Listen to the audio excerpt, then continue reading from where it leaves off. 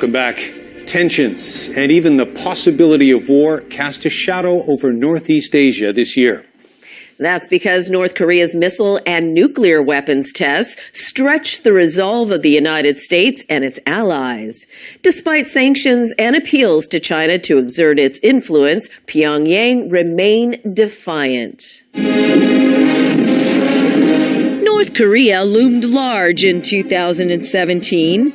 Shortly after Trump took office, the country launched 5 ballistic missiles towards Japan. The provocation would set the tone for the entire year. After the launches, the U.S. began installing its so-called Terminal High Altitude Defense System, or THAAD, in South Korea, a country on the front line of any potential hostilities. But the move not only angered Pyongyang, it also made Beijing unhappy, which saw it as a threat to China. Indeed, the THAAD system upset Beijing so much that diplomatic and economic relations with South Korea suffered. South Korean firms reported difficulties in doing business in China. This was just one of the unintended consequences of the year's most serious international crisis. Trying to manage North Korea proved next to impossible. Trump appealed to China to help, but Beijing's response was mixed at best.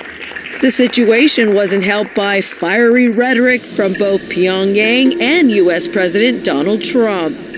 In July, North Korea tested 2 long-range missiles. They were identified by observers as intercontinental ballistic missiles, which could potentially reach the mainland United States. Then in August, Trump escalated his hostile rhetoric. They will be met with fire, fury, and frankly power, the likes of which this world has never seen before. In response, North Korean leader Kim Jong-un threatened to direct his country's next missile test at the U.S. Pacific Island territory of Guam. As Trump doubled down on his threats and America and its allies staged high-profile military drills, North Korea claimed to have tested a thermonuclear weapon. Adding to tensions between Washington and Pyongyang this year was the release of American college student Otto Warmbier after 17 months of captivity in North Korea. But Warmbier was released in a vegetative state, with his relatives suspecting foul play. He died soon after his release. I have made the worst mistake of my life. North Korea's reputation as a state disposed to violence was further cemented with the bizarre but ruthless assassination of the half-brother of Kim Jong-un in February. Kim Jong-nam was waiting to board a flight from Kuala Lumpur back to his home in Macau. He was suddenly attacked by 2 women holding fabric, which were found laced with deadly VX nerve agent. Despite efforts to save his life, he died soon afterwards. A day later, Malaysian police arrested 2 women, a Vietnamese national and an Indonesian. Both of them told the police they were instructed by men to spray Kim with the liquid and thought it was a prank. They were put on trial later in the year. It's believed the elaborate plot was orchestrated by Pyongyang. Meanwhile, an eventful year for South Korea.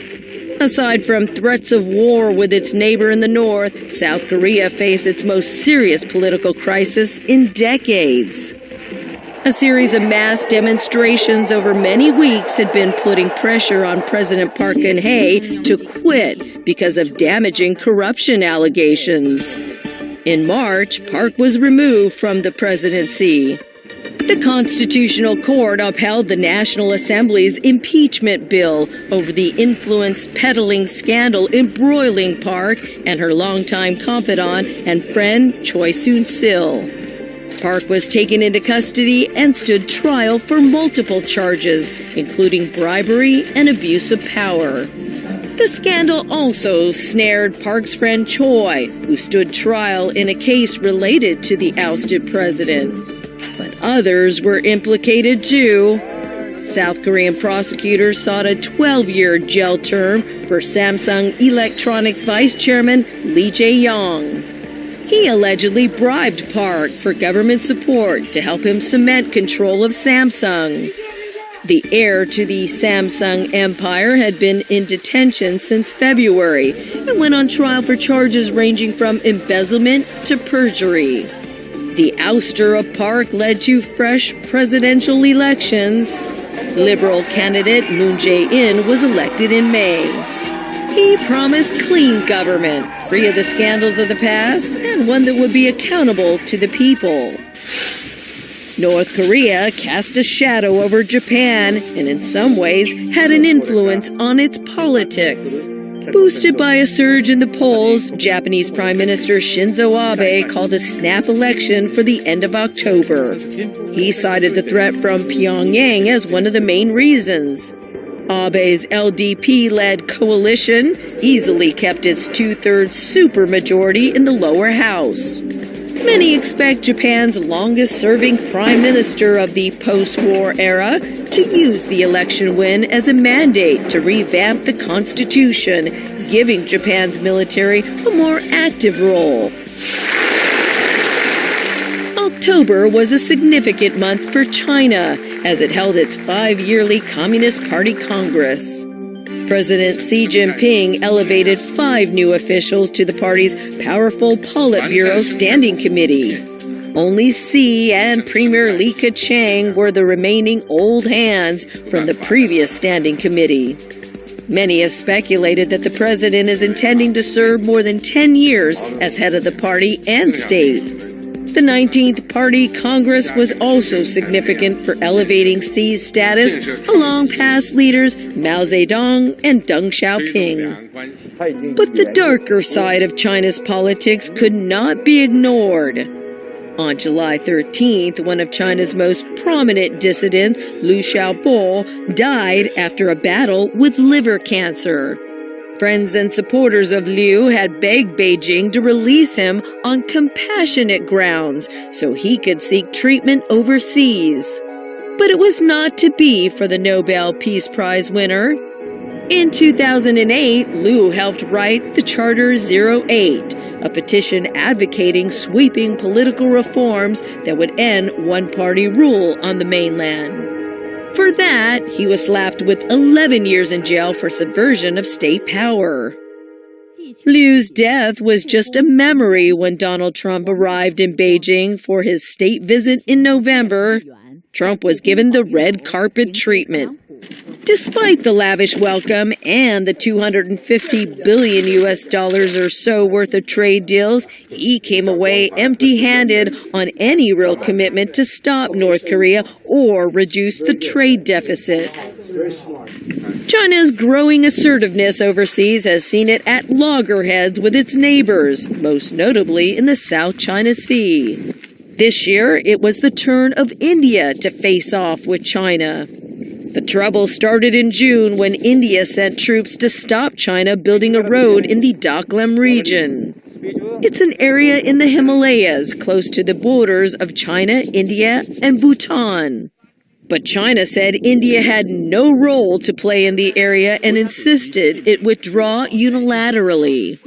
In the end, India and China agreed to an expeditious disengagement of troops after a more than 2-month standoff. Also in Asia, the Philippines faced down an Islamic militant insurgency in the southern island of Mindanao. After months of savage fighting, Philippine forces, helped by the United States, defeated the militants. In June, 37 people were killed in a brutal attack on a Manila casino and shopping complex. Jesse Carlos, a former employee of the Philippine Department of Finance, was the named culprit. Security video showed him pulling out an assault rifle, firing shots at the ceiling and then torching gaming tables. Dozens of people who tried to hide in a VIP room choked to death from the thick smoke. Carlos was shot and wounded by casino security officers. Investigators say he killed himself soon after. In October, Thailand bade a final farewell to its late monarch, King Bhumibol Adulyadej, who died a year earlier. The country held a lavish 5-day funeral ceremony, complete with elaborate ceremonies and dazzling processions. Tragedy struck Malaysia in September when 23 people died in a fire that swept through a dormitory at an Islamic school. Police later arrested 7 youths suspected of starting the deadly blaze. Myanmar was back in the spotlight in 2017, an ongoing crisis for several years. The situation became serious in August. Hundreds of thousands of Rohingya Muslims were forced to flee when Myanmar security forces began a scorched earth campaign. Myanmar's government said it was responding to attacks on police outposts by Rohingya insurgents. The United Nations and others said the response was disproportionate. Aid agencies and human rights groups accused Myanmar of waging a campaign of ethnic cleansing against the Rohingya. By October, more than 600,000 Rohingya from northern Rakhine had fled into neighboring Bangladesh. We condemn all human rights violations. Myanmar's de facto leader, Aung San Suu Kyi, came under heavy criticism for seemingly doing nothing. Many felt she could have done more to curb the actions of her country's military against the Rohingya. When we get back after the break, Europe once again deals with the horror of terrorism. This as the continent became a political battlefield between the center and the far right.